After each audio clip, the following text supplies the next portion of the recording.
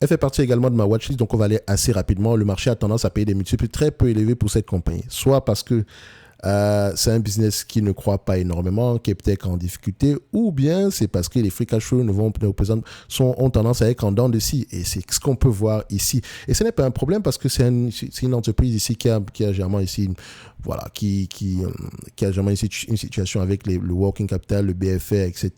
Donc on va se dire ici que ça reste un bon business parce que si vous regardez bien, le business principal en lui-même, il a du sens. Je vous laisse aller voir ce que l'entreprise fait. C'est toujours en lien avec l'aérospatiale et la défense. Si je la mets dans ma watchlist, je sais pourquoi est-ce que je l'ai ajouté. OK? Donc ici, qu'est-ce qui va se passer? C'est un business qu'on va pas avoir tendance à payer à des multiples élevés, notamment parce qu'on a cette variation avec les free cash flow. OK?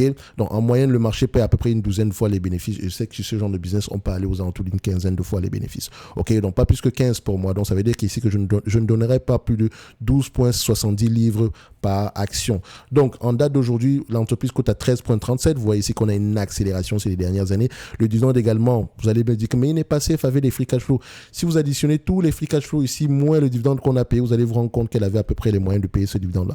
Donc moi, ce qui m'intéresse avant tout ici, c'est le niveau d'endettement. Est-ce que l'entreprise est endettée en date d'aujourd'hui? On a à peu près une dette moyenne aux alentours de 0,74 livres. Donc ça veut dire ici qu'on a à peu près, elle peut repayer la dette en moins d'un an. Donc elle n'est pas endettée. Donc pour moi, l'entreprise sera à peu près au prix actuel correctement évalué. Pour le dividende, ici, il y a de grandes chances qu'il continue à croître. Ça veut dire ici qu'on me demande de payer.